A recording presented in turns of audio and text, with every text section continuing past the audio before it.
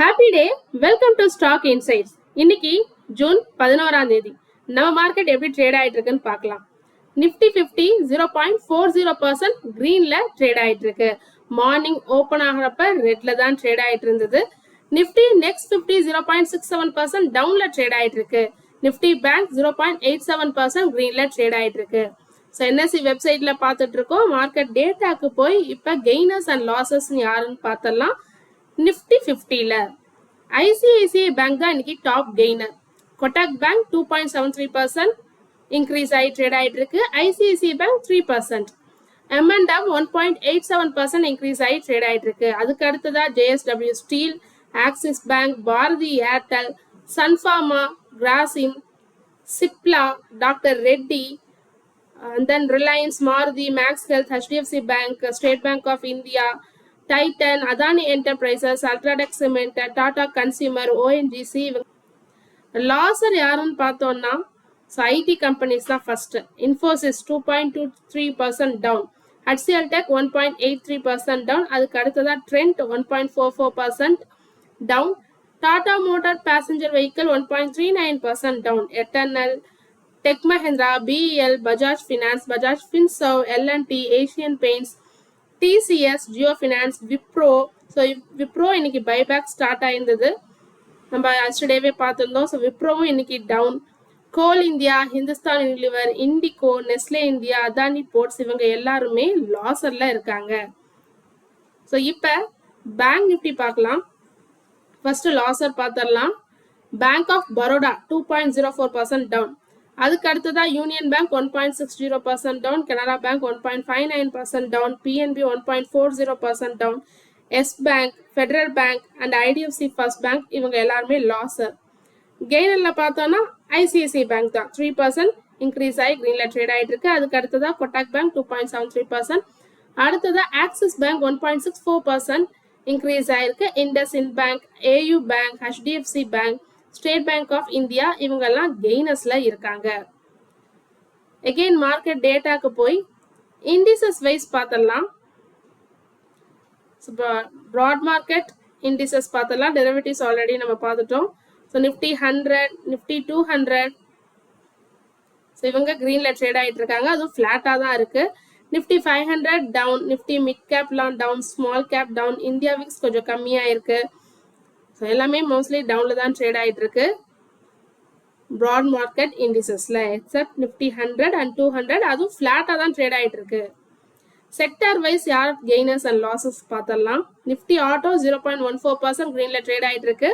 FMCG நேற்றுக்கு நம்ம பார்த்துருந்தோம் கெய்னர்ல இருக்குன்னு, இன்னைக்கு 0.48% down. Nifty IT 1.58% down. Nifty media 0.24% கிரீன்ல இருக்கு. நிஃப்டி மெட்டல் 0.32% கிரீன்ல ட்ரேட் ஆகிட்டு இருக்கு. And then Nifty Pharma 1.18% increase ஆகி ட்ரேட் ஆகிட்டு இருக்கு. And then Nifty Private Bank 1.56% increase ஆகி கிரீன்ல ட்ரேட் ஆகிட்டு இருக்கு. ஸோ டாப் கெய்னர்னு பார்த்தா Nifty private bank and Nifty pharma தான் டாப் கெய்னர். நிஃப்டி ஐடி 1.58% டவுன்ல இருக்கு. ஸோ டாப் லாசர் அவங்க தான். மித்த எல்லாமே oil and gas down, consumer durables down, health care index 0.86% green. மித்ததெல்லாம் மிக்ஸ்டா ட்ரேட் ஆயிட்டு இருக்கு. ஸோ பிஎஸ்சில சென்செக்ஸ் எப்படி ட்ரேட் ஆயிட்டு இருக்குன்னு பார்க்கலாம். 0.43% இன்க்ரீஸ் ஆகி கிரீன்ல ட்ரேட் ஆயிட்டு இருக்கு. யுஎஸ் டாலருக்கு நிகரான இந்தியன் ருப்பி வேல்யூ 95.70ன்னு போயிட்டு இருக்கு. ஸோ நம்ம டாலர் இன்னைக்கு ரொம்ப வீக் ஆயிருக்கு. கிட்டத்தட்ட 95.7, முன்னாடி 6 பார்த்தோம், 3 பார்த்தோம், 95.3, 95.6 பார்த்தோம், இன்னைக்கு 95.70க்கு ரீச் ஆயிருக்கு. ரொம்ப வீக் ஆயிருக்கு. பிரெண்ட் க்ரூட் பிரைஸ் எஸ்டர்டே நம்ம 91 அந்த ரேஞ்சில் பார்த்துருந்தோம், இன்னைக்கு இன்க்ரீஸ் ஆயிருக்கு $93.25 பெர் பேரலுக்கு. ஸோ இன்க்ரீஸ் ஆயிருக்கு Brent crude oil future. Gold rate and silver rate in இந்தியாவில் பார்த்துடலாம். இன்னைக்கு ஜூன் 11. ஸோ கோல்ட் ரேட் எஸ்டர்டேவும் கம்மியாக இருந்தது கோல்டோட ப்ரைஸ். ஸோ இன்னைக்கும் கம்மியாக இருக்கு. 24 கேரட் கோல்ட் பெர் கிராமுக்கு 213 rupees கம்மியாக இருக்கு. எஸ்டர்டே கம்பேர் பண்ணும்போது 14,564ன்னு போயிட்டு இருக்கு. 22 கேரட் கோல்ட் பெர் கிராம் 13,315 போயிட்டு இருக்கு. 195 rupees கம்மியாயிருக்கு எஸ்டர்டே கம்பேர் பண்ணும்போது. 18 கேரட் கோல்ட் பெர் கிராமுக்கு 160 rupees கம்மியாயிருக்கு. 10,923 போயிட்டு இருக்கு. அதே சில்வர் பார்த்தோம்னா 615 போயிட்டு இருக்கு பெர் கிராமுக்கு. ஸோ ட்ரேடிங் வியூ பார்த்துட்டு இருக்கோம். பேங்க் நிஃப்டி இன்னைக்கு எப்படி ட்ரேட் ஆகிட்டு இருக்குன்னு பார்க்கலாம். டே சார்ட் பார்த்துட்டு இருக்கோம். ஸோ மார்னிங் ஓப்பன் ஆனதுலேருந்து இன்னைக்கு ஃபுல்லாக க்ரீன் கேண்டில் தான் போட்டிருக்கு. கிட்டத்தட்ட 54,746.80 வரைக்கும் அங்கே டச் பண்ணிட்டு அதுக்கப்புறத்துலேருந்து ஃபுல்லாக இன்க்ரீஸ் ஆயிருக்கு. 55,618. ஸோ அதை டச் பண்ணிட்டு இப்போ 55,468.70ல ட்ரேட் ஆகிட்டு இருக்கு. ஸோ இது பேங்க் நிஃப்டி. நிஃப்டி 50 பார்த்துடலாம். Nifty 50 index. ஸோ மார்னிங் டவுனில் தான் ஓப்பன் ஆயிருந்தது, ரெட்டில் தான் ஓப்பன் ஆயிருந்ததுன்னு பார்த்தோம். 23,100 ஸோ அந்த ரேஞ்சில் தான் ஓப்பன் ஆயிருந்தது. அதுக்கப்புறம் 23,066 வரைக்கும் போயிட்டு அதுக்கப்புறம் இன்க்ரீஸ் ஆயிருக்கு. 23,325.65 வரைக்கும் போயிட்டு இப்போ 23,279.20ல ட்ரேட் ஆயிட்டு இருக்கு. இன்னைக்கு மார்க்கெட்ல நடந்த சில இம்பார்ட்டன்ட் நியூஸ் மட்டும் பார்த்துடலாம். இந்தியன் கவர்மெண்ட் ரிமூவ் பண்ணிருக்காங்க excise duty tax on petrol. எதெல்லாம் 22 to 30% எத்தனால் இருக்கோ பெட்ரோல்ல, ஸோ அதுக்கு எக்ஸைஸ் டியூட்டியை ரிமூவ் பண்ணிருக்கிறதா சொல்லியிருக்காங்க. ஏன்னு பார்த்தீங்கன்னா எத்தனால் பிளெண்டட் பெட்ரோல் வந்து நிறைய யூசேஜுக்கு வரணும், அதுதான் மெயின் ரீசன்.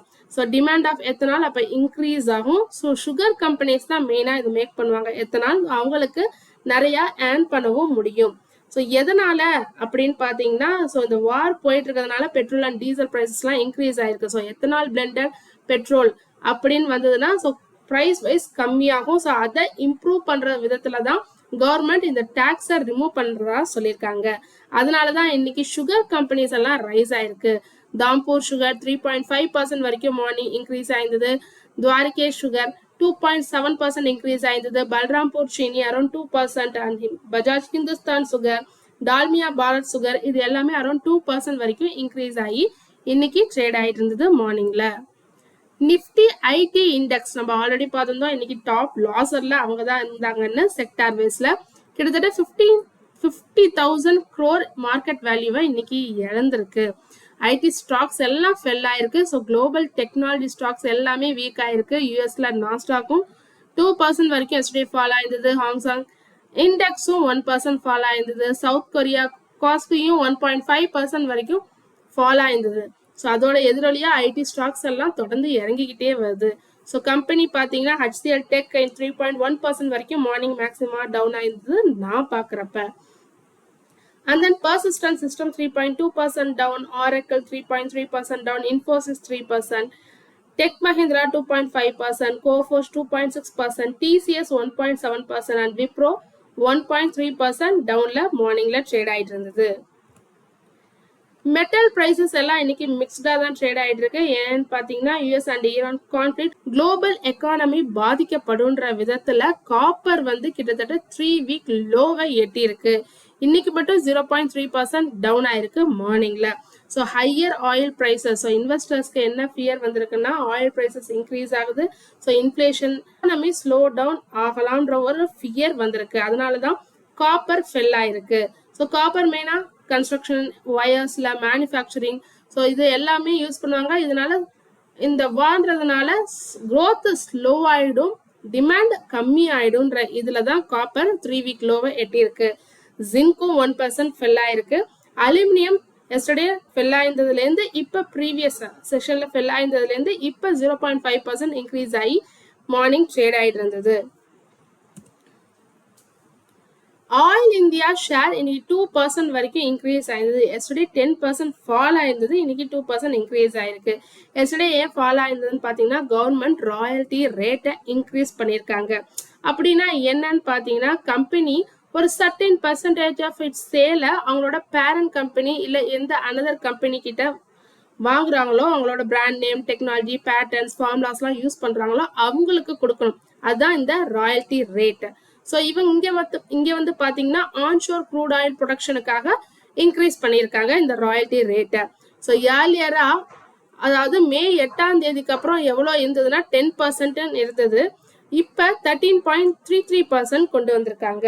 அதே மே 8ஆம் தேதிக்கு முன்னாடி 16.67% இருந்தது. ஸோ டிஃபரன்ஸ் 10%ல இருந்து 13.33% அதிகமா இருக்குன்னு சொல்லிட்டு தான் நேற்றுக்கு ஆயில் இந்தியா, இறக்கி விட்டுருந்தாங்க ஆயில் இந்தியா அண்ட் ஓஎன்ஜிசி எல்லாம்.